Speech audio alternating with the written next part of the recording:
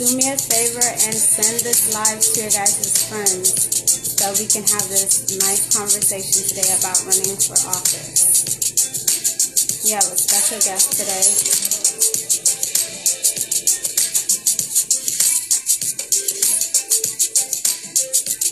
I'm excited about the conversation today.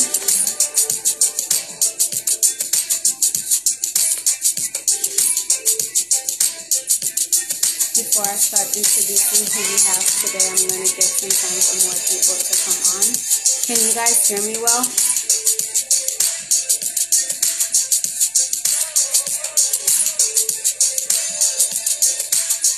Are you guys able to hear me?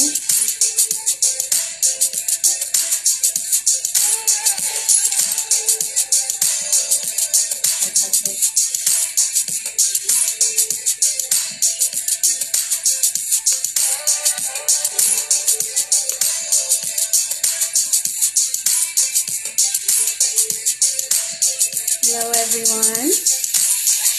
I hope you guys are having a good Tuesday. I'm excited. Welcome to Tuvugana Tuesday. Today we have a special guest today. And our topic for today will be running for office. And then I go home and I listen to them alone.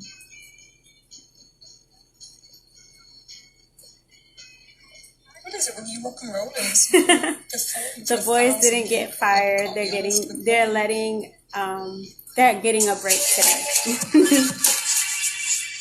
Yes. Hello.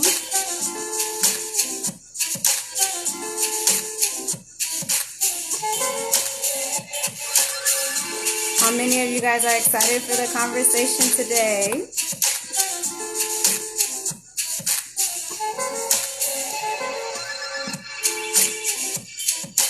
Me too.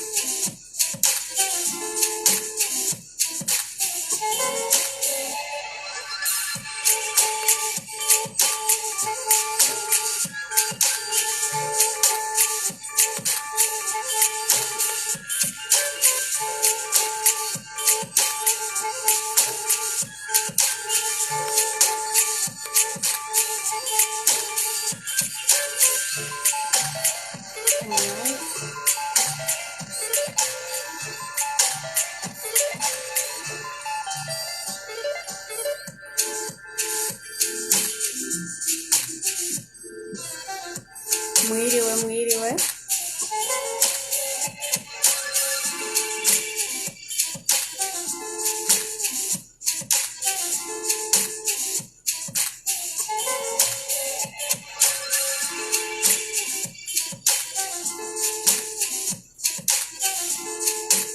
Welcome back to another Tuvugana Tuesday.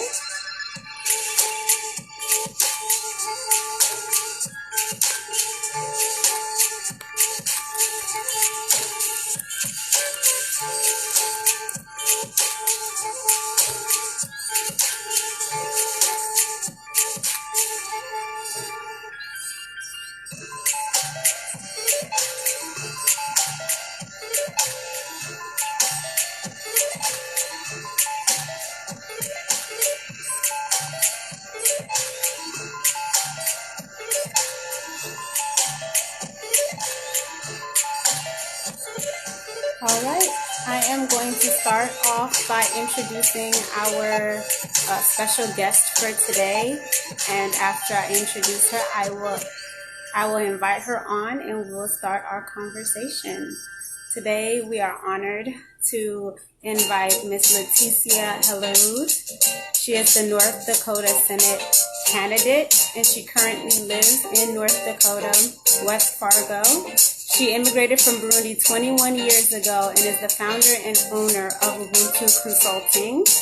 Ubuntu Consulting is specializes in creating better, integrated, and more equitable workplaces for more equitable workplaces and communities. It services a variety of groups from school to workplaces to grassroots organization, faith-based group, private corporations, and even government entities. Ms. Helarud and her family lived in 3 other countries, France, Rwanda, and Burkina Faso.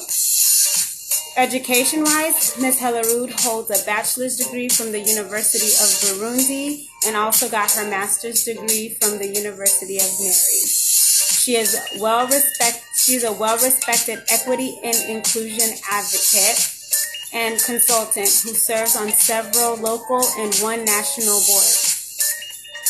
She also is a member of the North Dakota Human Rights Coalition and was selected as one of the participants of the project Those Among Us, the Human Rights Champions of North Dakota, Volume 1, the media project documenting the human rights social equity champions of North Dakota. Before starting her consulting practice in 2015, Helerud worked in the community serving and supporting families and the homeless.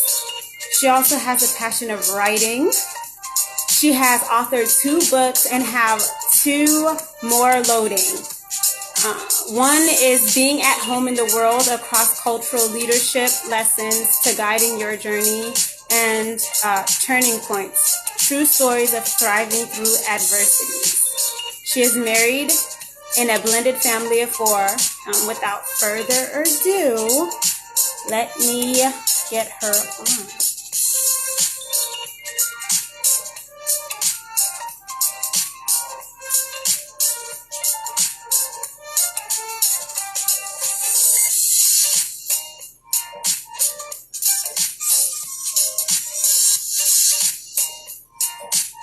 Miss Leticia, if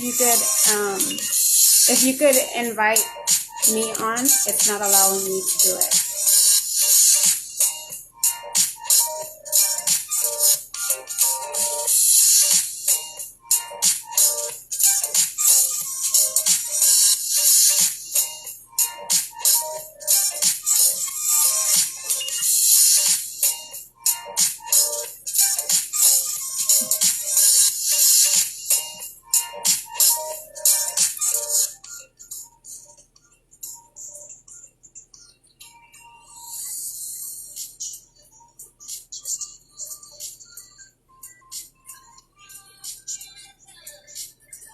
Okay. Is that better with the music?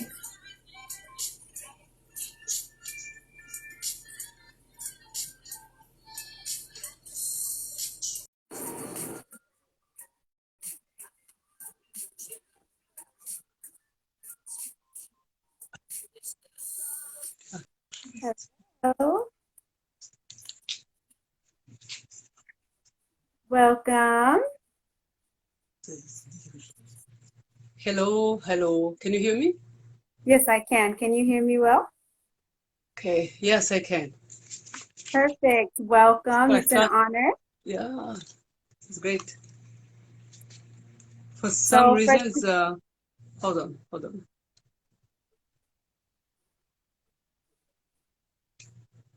Maybe you need to turn your camera permissions on. Well, hold on. I'm trying to figure out this thing. Can you see no me? problem. Yes, I can see you perfectly. So I have my son, Jan, who's also helping. Hold on. No problem. Yes, you can see, but I can see her. Oh, well, you're fine. So no, I want to see. All right. So I was hoping that, okay, maybe this is fine. So Can you guys see me? yes, hold on. Okay. Yes. Perfect. I can hear you fine. Can you hear me fine? Barely. So I'm trying to think if your volume or mine. Okay. Let me see. Is that better? Jan? I'm gonna get it set up on. All right. Yes. Okay. Do you want to go try with the iPad as we start here? Thank you. So yeah, my technical assistant is going to be trying with the device, but we can get started. Maybe I can get closer, and that way I can hear you. No problem. And maybe I can get headphones and might help you. Okay.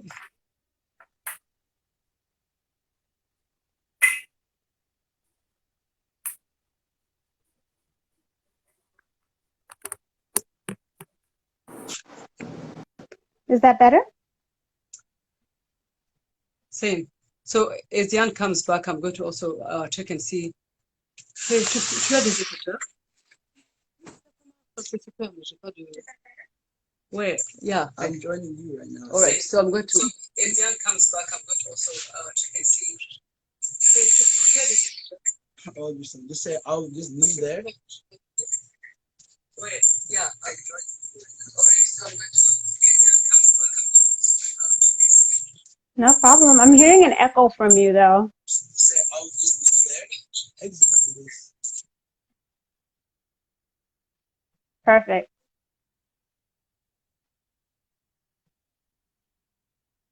Well, every week is a new technical engagement, but it's okay. We're learning through it together. Ça c'est mieux, je pense. Is that better? Ah, mais le volume. Okay, I think we will use this one. We will try to make this work. Perfect. Right. Awesome. Welcome. Non, le volume. Tu as des écouteurs? Tu as des écouteurs? Tu as des écouteurs? No problem.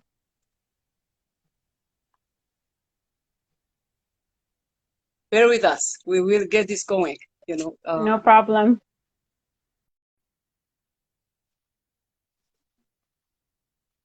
Every week is something new, but we're pushing through.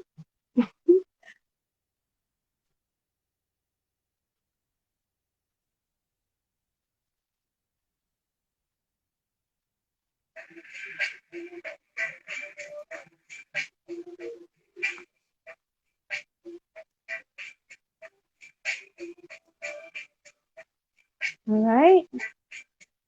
In the comments, let me know how you guys are doing. How's your Tuesdays going? Have you guys started school yet? I know that this is around the week that most people are starting school.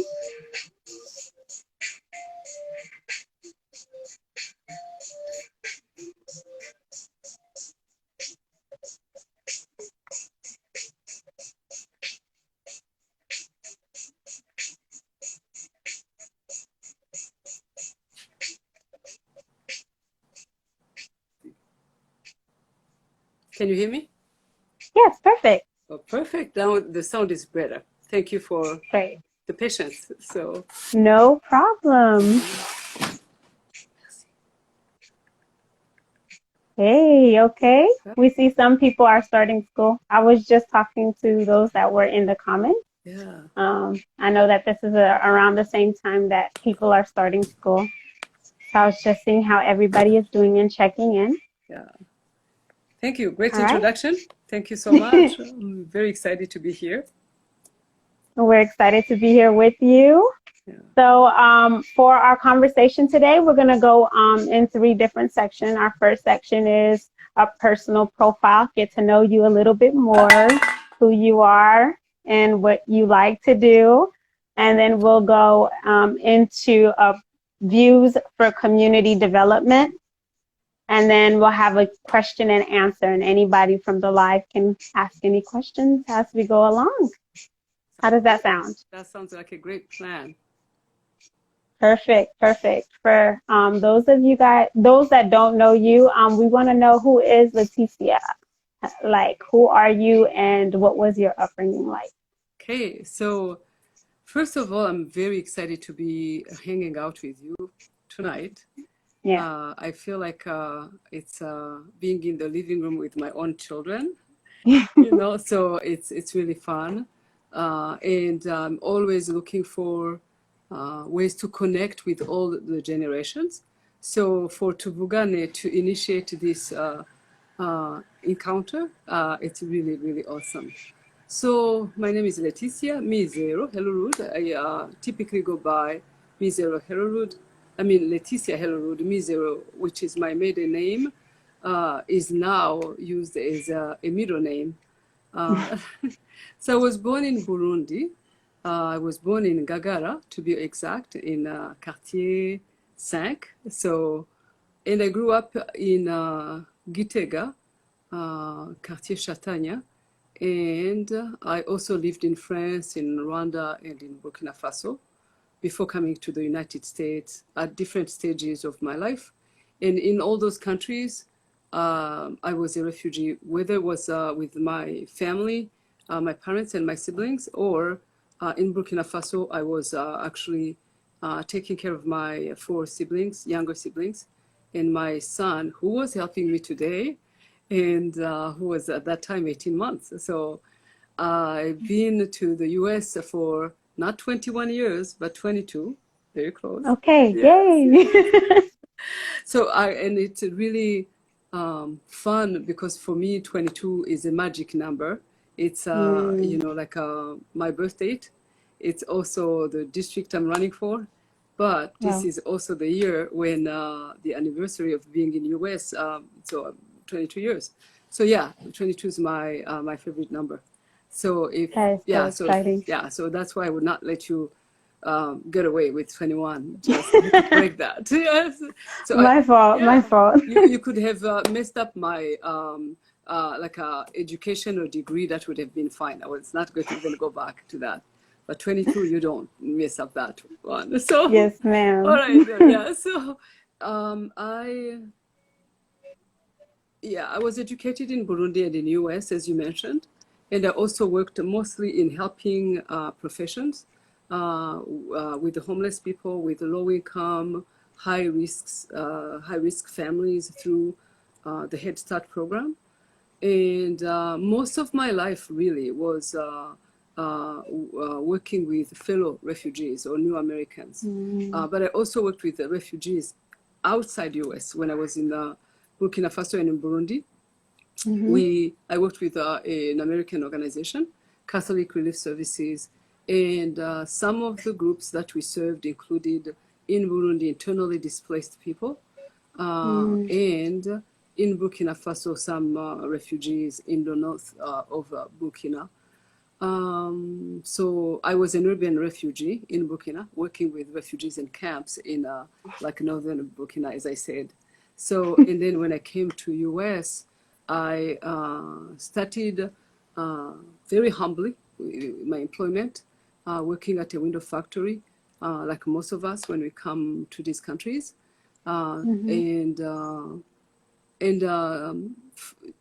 really, to my surprise, I was hired by the agency that resettled my family, Lutheran Social Services, to work as a case manager only 3 months after we arrived here. And it was really at a time when I was self-doubting. So it was almost like, what are they seeing in me that I don't see? So it's a detail that I like to emphasize, because there are times when we don't necessarily know our worth or understand what we are capable of. So sometimes we need someone to hold a mirror in front of us and tell us, I see you, I see you. Yeah. So that's my neighbor, Joey. So yes, screaming and writing his scooter. So anyway, I don't know That's if you can fun. hear me. Yeah, I hear him. So I'm sitting outside on a front porch. It's a beautiful day. So yeah, taking advantage of all these sunny days. So I started working with Lutheran Social Services, and I worked with the same organization on and off for 10 years. And the last 3 years, actually, I was like the head of the same organization, so which is fun and also really, how can I say, like soul replenishing when life comes full circle in that way. In that way, when I became the director of the organization, and I was also the state refugee coordinator at the same time. 6 years ago, I started Wonhu Consulting, and so I'm self-employed, and I also reconnected with my long passion of writing, and published the 2 books that you mentioned, Being at Home in the World, where I talk about my journey of living in several countries and cultures, and also a year later, I published Turning Points, which is a compilation of 15 stories from different people that I edited and brought together. And both books highlight the interconnectedness of people and cultures. which is truly like what the message that I try to carry along or bring along in my work and in my life, trying to remind each other of how similar we are, more similar we are than different. And I'm also running for office again to bring a missing voice to the North Dakota legislature, which is really a historic race because to this date, North Dakota has never elected or appointed a black legislator, man or woman, and this is since 1889 when North Dakota became a state. So 131. So I'm hoping, my team is hoping that we can make history this year. So I have 2 kids. Yes. Yeah, Jan, 25. You might have saw him passing. He was quickly helping me as he was going to go ride a motorcycle in the neighborhood. And then Nicole, so Jan is a graduate from North Dakota State University here in town. He has a media production organization, so he's self-employed. His major is in business and marketing, and he's also my marketing person for the campaign, one of them. So Yes. Nicole, the 19-year-old is taking a year off now, but she just graduated, finished her first year of college in New York, and now is trying to figure out how to adjust life with COVID, like all of us. So yeah, so maybe if we hang out long enough, you'll see my little dog, Laurel. She might come and say hello before we're done, or Mark, my husband. So that's a little bit of about me. So thank you. That's great. All of that is very admirable. I want to get into you starting your consulting, Ubuntu consulting firm. What brought you to that place to want to start the consulting firm? All right. So I actually I'm going to I like talking about the story because most of the time when you see people who are doing well, sometimes we forget to talk about the journey that it takes. Yes. Right? So to me, it's important to talk about the journey. Whether that's why I did a highlight of my work at the factory, window factory where I started when I first came here. And with Ubuntu Consulting, it was also a turning point of my own. I got fired. So I got fired, yes, after 10 years plus with this organization. And officially, actually, I resigned. So if you went to the history of this organization or looked in my file, it says that I resigned. But I like to say that I got fired because I was really forced to resign. And I was 47 years old. I've never been fired. My dossier or my file was stellar, even with this detail. So I was confused, really, to say the least. And I like to say this because, again, I like people to see themselves in myself and see that they can achieve things. And even though sometimes the journey is not straightforward or what we would have chosen, sometimes like things that are non-desirable position us for greatness or greater stuff. In my case, that was truly the case. So when my job ended in 1995,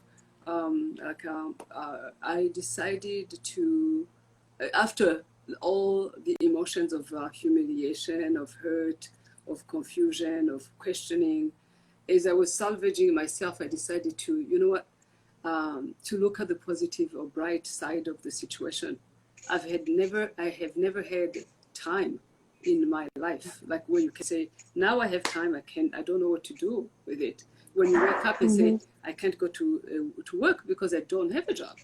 So it was like, okay, so now what do I do? So basically, and it was really a moment that forced me to reflect on what I wanted to be as I was growing up. because I did get job offers. One of them was job offers, or at least interest. People were interested in me. I did mention that I worked for Head Start. At that time, they were looking for a director, and they approached me to apply. And Head Start is a program that I'm so passionate about. It's a program for low-income and high-risk families. It's mostly for the children of those families, but they focus on not only the academic, but the whole child. So as the child is in school, there is a team of people working with the family. And so even with that interest, even though I needed that validation, I knew that I needed to think twice before pursuing that. And I had other how can I say, other job prospects as well, but I was not interested. So I decided to start Ubuntu because as part of my work at Lutheran Social Services, I was a resource for all the other agencies that worked with the New Americans. So I did lots of trainings for them as part of my work, lots of education in terms of who are the refugees, why are they coming here, how do you work with them, what are the barriers, what are the opportunities. And so I loved that part of my life, or that part of my work. So I decided to make it my work. Like, what if this is all I did all the rest of my life? But I extended it to like working with minorities, not just New Americans. And I extended to reaching or working across divides or differences. So I made it bigger, like I made a bigger angle for something that I truly loved. So that's how I started that. So basically, when I'm working with my clients, which include all sectors, from education to faith-based to nonprofit to corporations. I just recently wrapped up a project with Microsoft locally, which is actually, I think, the largest plant in the country, and it's in our area. So, so as I work with them, really my trainings are beyond racial differences. It includes like age differences, like generations. How do you work across, more efficiently across generations? It includes sexual orientation. It includes faith, socioeconomics differences, and really everything, educational level, everything that you can think that make us different. And I also include assessments. It's not just me preaching or coming from a passion. It's a passion. I include the assessments that I did not develop, but assessments to see how people deal with cultural differences. Again, think about culture and diversity as a very wide, inclusive entity or definition. And so I do assess how they deal with cultural differences and commonalities and build from there. So I started because of from a place of passion, but also because of the needs. We have a need to look. We have a need to live together in a more harmonious way. And it's an art, it's a skill. So I think there are some concepts and theories that we can apply and see the other as an extension of ourselves. Yeah. So earlier you said that the job that you were working saw something in you and then gave you a position. And it seems like you were going through a journey of realizing what you were capable of for you to be able to say, I'm going to start this, my passion. What was your turning point, or what inspired you to be able to break away from how you saw yourself as unable or unfit? What was the thing that inspired you, and what was your process like being able to step out and do things that? The first time, actually, when that happened, and excuse me, it was, as I said, 3 months after coming to US, and trying to figure out the expectations of this culture and trying to understand the complex systems. At that time, there was nothing to overcome other than that. I accepted to apply and go through the interview process, mostly because I needed this relationship. I needed a relationship with the case manager who was working with my family and who saw that in me. It's only in hindsight that I was able to say, wow, Sarah was truly outstanding. She saw this in me when I was not believing in myself. And truly, when you think about messaging, like the internal messages or the patterns of oppression, it's you cannot undo that overnight. So when I came here, I did not have the self-confidence that I have today. So even when Sarah said, I think you should apply for this job, the only reasons why I said, okay, I actually resisted. I tried to find excuses. And eventually, because I thought, actually this factory work I can do.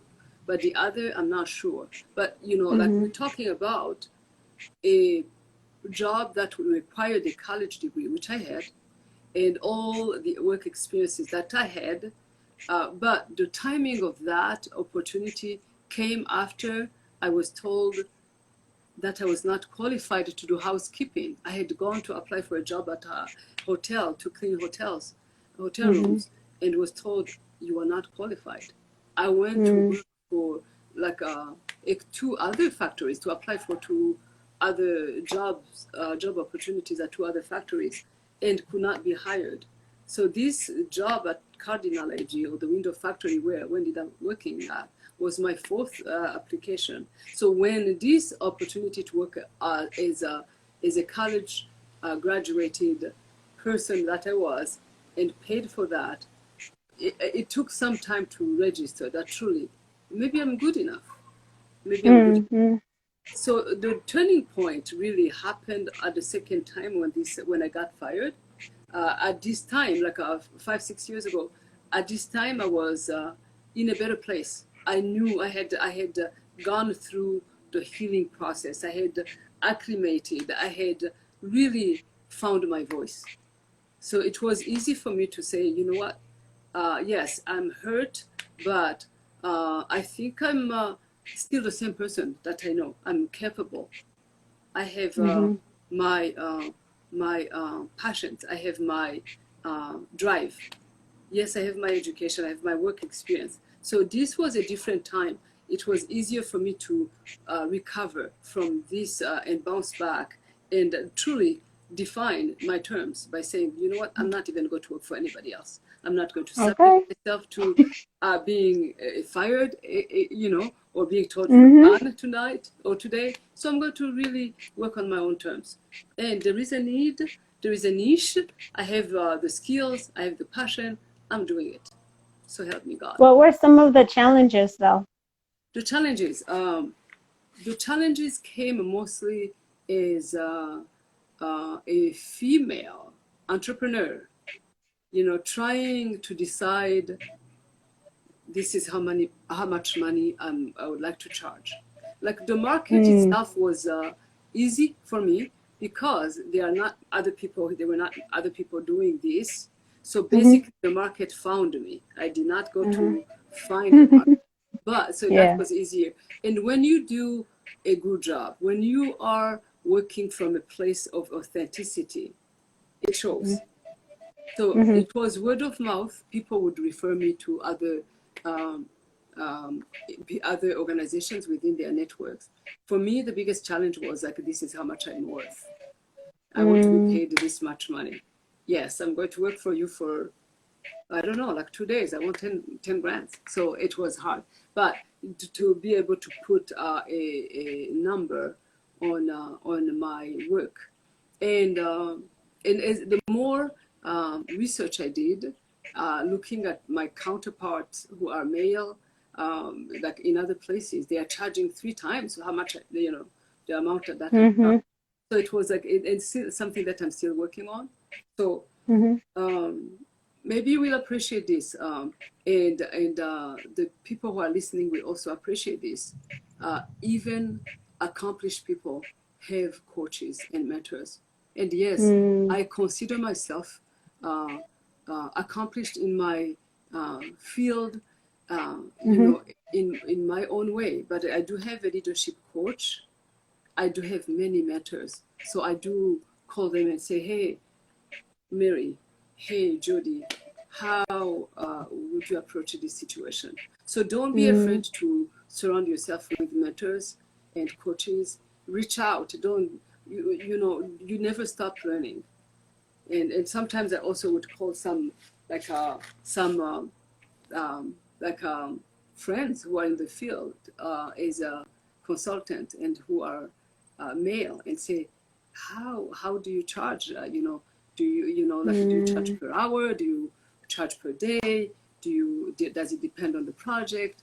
How do you remain consistent? So those are things that, you know, that you do on day to day. So don't be afraid to have a mentor. Those are some great jewels. It's wise. It's wise. One of my friends, like not friends, but acquaintance locally, she's the president of one of the universities here.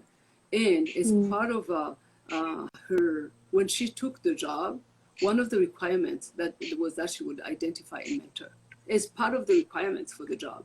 And she would also be required to check in with her mentor once a month, officially, something on her calendar. So really, accomplished people, driven people or driving people, hard driving people have mentors and they have coaches. So that's good. That's good. Accountability is necessary, and that's what I'm hearing. yeah. Did you have any issues with your identity as a Burundian while you were doing everything that you were doing? Well, there was a time, especially as a mother now, as a mom, and this is something that I like to share with my fellow immigrants who are also parents, but also kids or young people who are growing between two worlds. So as a mom, I did struggle with raising children in a culture that I did not understand. I did not understand prom. I did not understand. And even with a college degree, even with good English, even with the resourcefulness that so give some grace to your parents, you guys, whoever is listening. They mean well. They just don't know. We don't know. We are trying to figure out as we go. So yeah. So there are so many things that I would redo in terms of parenting. I think I was a super harsh mom, and more so with my son than my daughter. Because again, we grow, and I'm always open to growth. But they are also 6 years apart. So I was much more strict with my son than I am with my daughter today, because I understand more the culture. But I also really know that I raised children who have their head on their shoulders. So I don't know why I need to worry. You know what I mean? But it's part of being a mom. So yeah, I did struggle between finding a balance between the Burundian culture and the American culture. So it was like, so how do we create our own blend of values and culture where you don't take everything from Burundian culture, but you don't take everything from this culture either? How do you find a medium? And so that was also liberating, understanding that I don't have to keep everything from Burundi. Yeah. I don't have to take everything from here. Keeping an open communication with the kids, my kids, was very helpful. And still, like, it's something that we work on constantly. It's a process. So my identity as a Burundian, I guess, I still struggle with my English. I still not struggle with my English. I'm still self-conscious with my English sometimes. So it's something that I have to keep in check. I have to kind of remind myself that my English is fine. I have an undergrad in English. I understand English probably, like I may make mistakes here and there, but I do understand the structure of the language probably better than native speakers. Like, I do understand like the grammar. I don't understand the rules, the syntax, the semantics, all those fun technical stuff behind language. I have to remind myself that I wrote 2 books, that, that it's really, and I like what I wrote. So, but it's easy to think about, am I good enough as speaking English, or Mhm. as a Burundian with other struggles. I can understand and I can appreciate also some youth struggling in certain areas, because I was also a child in Europe, and I remember being aware of how short my hair was. Like all my friends had long hair. They were French, but I remember at that time. Now at least parents would keep their hair long and braid it sometimes. But my hair at that time, most people would think that I was a boy, because my hair was like this much, and I was 8, 9. So I can understand and appreciate also people who are young and confused and trying to fit in and trying to find their space. I saw that in my own kids to some extent. Not so much with my son. He has always been so, so confident and so, so yeah, seriously, yeah, I will wear pink. I will break all the rules basically. But I truly understand that it's part of finding your own identity. I came here at an age where finding my identity was not so as a Burundian, but more a woman, like finding my role as a woman in a culture, in a society where men are in charge. Yeah. That's great. So as we're going, you guys that are in the comments can continue to ask questions, but we're going to move on to the next segment. We just went through your personal profile, and it was an honor to hear of the great.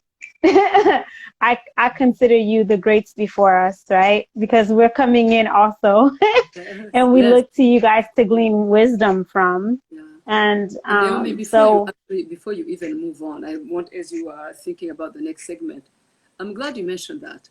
That's why I'm being as authentic and as transparent and as honest, because I want anyone who is tuning in, to really see me as a human being, as a mom, as a sister, as an aunt. I want people to understand that there is nothing so special about me, other than hard work, other than determination, other than the refusal to give up.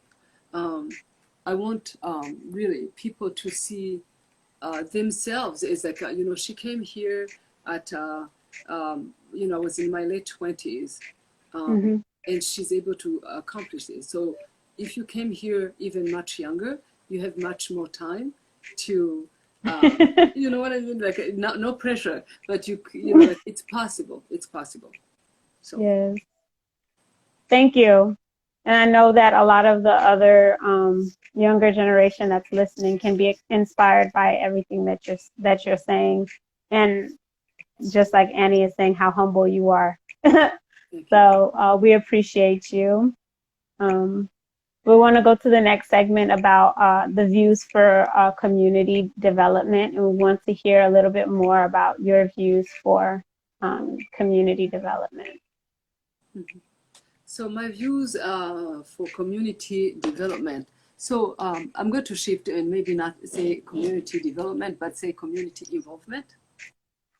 Sure. Because and it can be either, but community involvement to me is essential. So I see community as an extension of home. So you take care of home, and home takes care of you. So it's a relationship of like a mutual, like a relationship. If I see a need in the community, I'll show up. If I need support, and I'm going through a tough time, I'm going to turn to the community, because it's home, and say, I need help. Whether it's going to apply for, like, I don't know, food stamps, or whether it's going to ask some neighbors to pitch in and put together some, like an envelope, like to help me, it doesn't matter. To me, I rely on the community, but I want the community to rely on me as well. So actually being involved in the community and being part of the community development was also for me a way to survive. I came here in North Dakota. Actually, my family was the very first family to be resettled as refugees in North Dakota. So we didn't have any other Burundian from North Dakota, any other person who came here from Burundi. So we had to rebuild the family that we left behind, the friends that we left behind, and so we really built from who we had here, and in that respect, I needed to reach out to be able to reconnect, because human beings are not meant to live isolated. So really reaching out to know where can I be of service, whether it was at church, whether it was at the schools where my children went, whether it was helping a fellow refugee, newer refugee, because they didn't speak English and I did, and maybe because they couldn't fill out some of the required forms or reports, each month, and I could. So, however, that leadership showed up, or wherever it was needed, that's what I did. So, and then it kept growing from there. So I started with just volunteering with small groups or individuals. And I always actually took my kids, because I was a single mother for 14 years. So community involvement was a family deal. Really, we would, I could not afford childcare, and I did not want to leave them behind. I wanted them to see what I was doing. It was not a matter of like, I'm just going to go do this and neglect my kids or leave them somewhere. I wanted them to see where I was and why it was important to me. And then we did it together. And as they grew up, actually, they also picked up the pace and did it with me. So, and actually later did it themselves. My son did organize a week in town, him and his business, a week where they did a cleanup, like something for the community every day. The first day they did a cleanup, like organize a cleanup. The second day they did a feed for homeless. And because he's vegan, yes, they did a vegan feed for homeless. And wow, that's awesome. I know, right? And the third day he organized a car show in town. And the fourth day, so he had something to do, like something for each day for 5 days. And he invited businesses and restaurants and other people to participate. So you'll be surprised how many people are hungry to be a part of something big, or to be a part of community growth. So, and you'll be surprised how many networks and relationships you will build as you do that. And you'll be surprised how those networks and will come handy later. Like today, as I'm running, like some of these networks, some of these built relationships are very, very helpful. So from like volunteering one-on-one to helping with small organizations, I started also serving on a board of directors or a board of trustees here and there, and it became regional. And before I know it, I helping with Green Card Voices, which is national. So yeah, it's important to do it, basically. Period. Get involved. Get involved. Find something that you like, and make sure that it's in alignment with what you like, because then it's much more fun. If you like something, find let's say a fitness, active or running company where you can be part of the leadership. If you like to do some crafts, like find something to if you are much more faith-based, do something with your church in addition to attending service. So really think about what you love and just extend that and keep building your leadership, but make sure that you're not going to do something that you don't like in the name of the community. So yeah, there is a saying that if you find what you love and do it, as a job, you will never work a day in your life, something like that. Yeah. Do what you love. That's great. So, what are your political beliefs? My political beliefs, Yes. Would you be more specific? I know. Go ahead. All right, I'm running as a Democrat, Mm-hmm. and I'm also a very I'm a bridge, like by nature. I'm a bridge. I'm someone, Mm-hmm. as I told you, who is always looking for ways to build bridges. I'm always looking for ways to reach across differences, to build people together. So even though I'm running as a Democrat, I'm a middle of the road type of person. I'm always Right. trying to find ways to build together. We are talking about the same community, so there is no reason why my opponent or my other people who are interested in politics but are running as or serving as Republicans, there is no reason why we couldn't talk and we couldn't Mm-hmm. look at each other's perspectives and find ways to. If my counterparts came a little bit in the middle and I came a little bit in the middle, I think we can find ways to work together without compromising our values. But I'm running as a Democrat. I find my um, own values much more aligned in the agenda of helping the most. So Mm-hmm. that's why I'm running as a Democrat. And in terms of issues that I'm passionate about, workforce development is a big deal to me.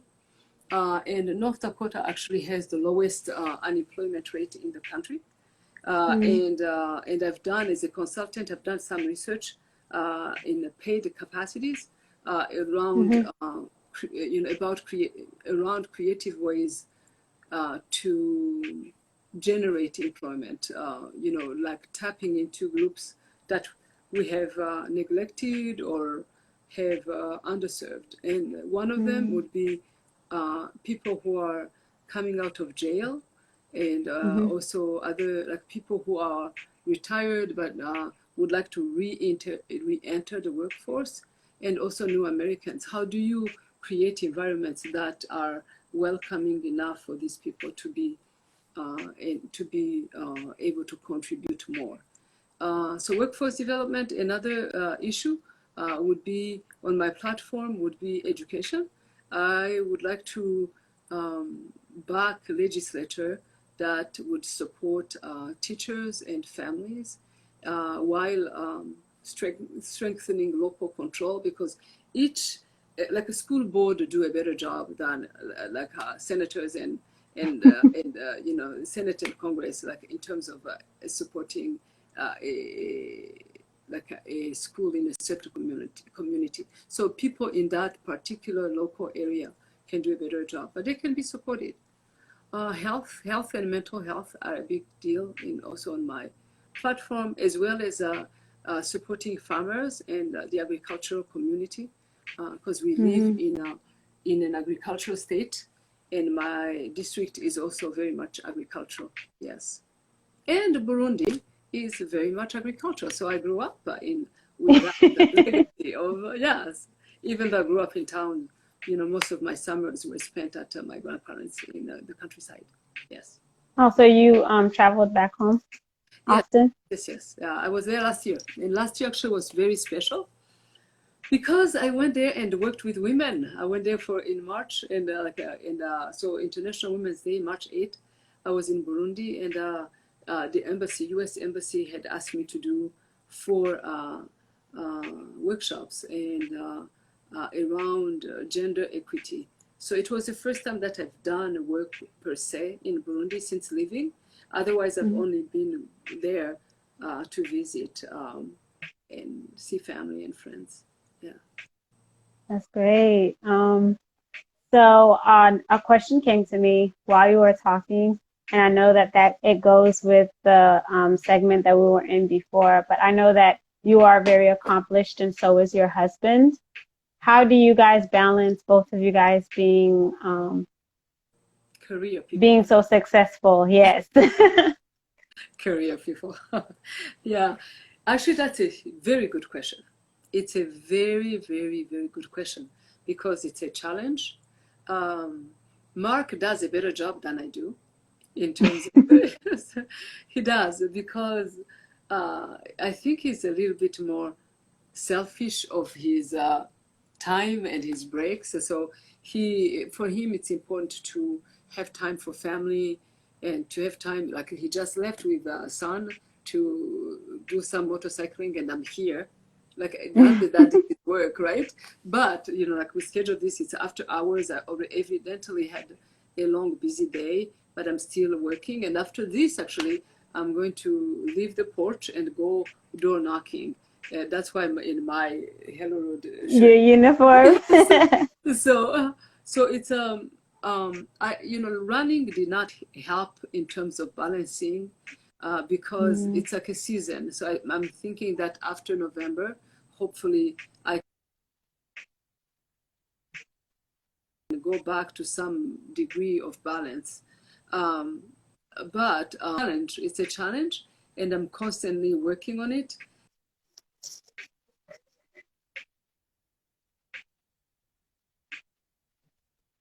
Can you hear me still? Sorry, it was Can you hear going me? in and out. I know I heard from it's a challenge and then it went in and out. All right, make sure that you let me know. So next time I will make sure that I'm inside because of the internet. So I said that it's a challenge, but like running is like a season. Hopefully after this, it's going to be, I'll go back to some kind of normalcy or some kind of balance. But like what I try to do is to have some time, either in the evening or on weekends, just for family time. And we can't go out much because of COVID-19. But it's important to find some time that is not work all the time. And also the fact that the kids are old enough that they are busy with their friends. So it can be, it's fun that I don't have, I'm not needed as much, or at least in the same ways I was needed, we were needed when they were younger. But it can also be dangerous because it's almost like, okay, two adults, you do whatever you want and I do what I need to do or whatever I want. So you have to kind of really find ways to remain a family and a couple. Good Yeah. question. Very good question. Note to self, find time for home. Yes. Notes So for there's a balance. So it's not just staying with a roommate, but it's actually Yeah. family. It is family. It is family. And it's also good that you mentioned this, especially on this kind of platform, because being successful is one thing, but you have to find a way to take care of yourself. You have to find a way to, because it can be too much and it's not healthy. This this kind of imbalance is not healthy and not sustainable. So good question, very good question. Great. So the next portion is more of a Q&A. So if anybody has any questions, we can take that. And while people are thinking of questions to ask you, what advice would you give to people like me, the younger community, who want to gain from your wisdom? What is the question? What I would give advice to younger? Annie, hey Annie, how are you? Yes, it's not healthy. I'm working on it, I promise. Like Annie's calling me out. She knows that yes, it can be busy.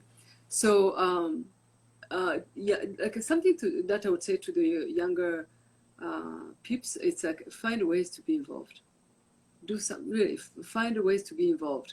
Like you are the average of the 5 people that you hang out with on a daily basis. Think about the people. Yes, thank you, Annie. I know you will hold me accountable. Yeah, so see you on Thursday. So anyway, I'm reading Annie and other people's comments. So anyway. So we have 3 seconds. I'm